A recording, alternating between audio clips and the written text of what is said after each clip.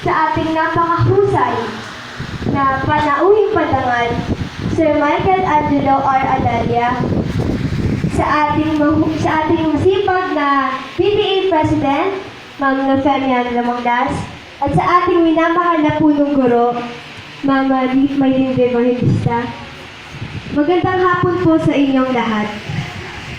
Papa, Mama, bago po ang lahat, nais naming sabihin sa inyo na mahal po namin kayo. Pakatandaan niyo rin po na anuman, ilan mang henerasyon ang magdaan at lumipas, ang pagmamahal namin ay hindi kukupas. Sa ngayon po, wala pa kaming malalaking pakpak. Ang aming mga bagwis ay masyado pang mga bata upang kami inyong lubos na maipagmalaki. Isa lamang pong pangako ang aming magagawa. Ang pangako, mag-aaral kaming mabuti para pagdating ng araw, kami matagumpay at matupad ang aming mga pangarap. Magtapos ng pag-aaral, magkaroon ng matatag na hanap buhay para makatulong kami sa inyo. Magkaroon ng masayang pamilya at kami lahat ay maging isang buting tao. Papa, Mama, sana po ay tulungan niyo kami maging matagumpay. Alam po namin na maraming hirap ang inyong haharapin para patuloy kami makapag-aral. Maraming hirap ang ating daranasin. Sana po ay huwag kayong manawang magsumuporta sa amin. Sana po patuloy niyo kami gabayan para kami ay maging isang mabuting tao. Hindi po kami maninigarilyo, iinom ng alak.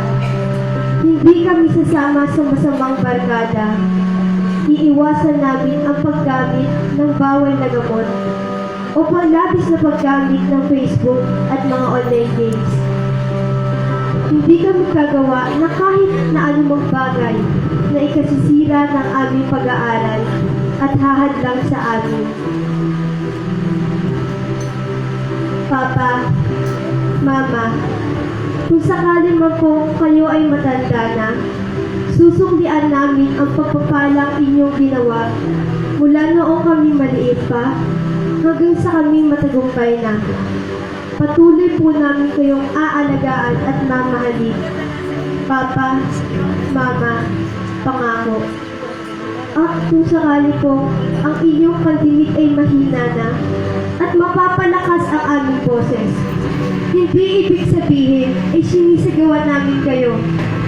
Nais lamang po namin na kami inyong madinig.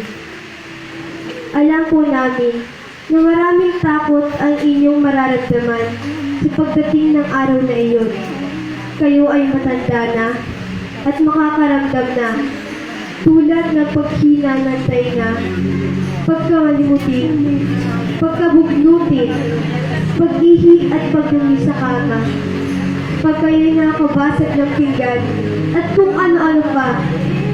Papa, Mama, narito po kami, inyong mga anak. Tayo po ay isang pamilya.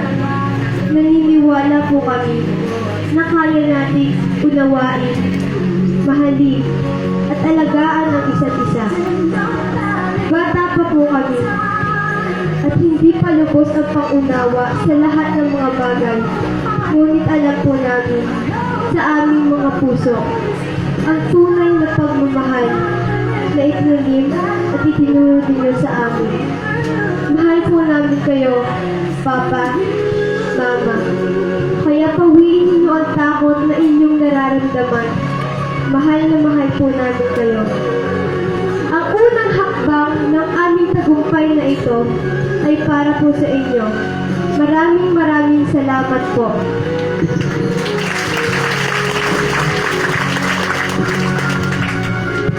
Let us be grateful.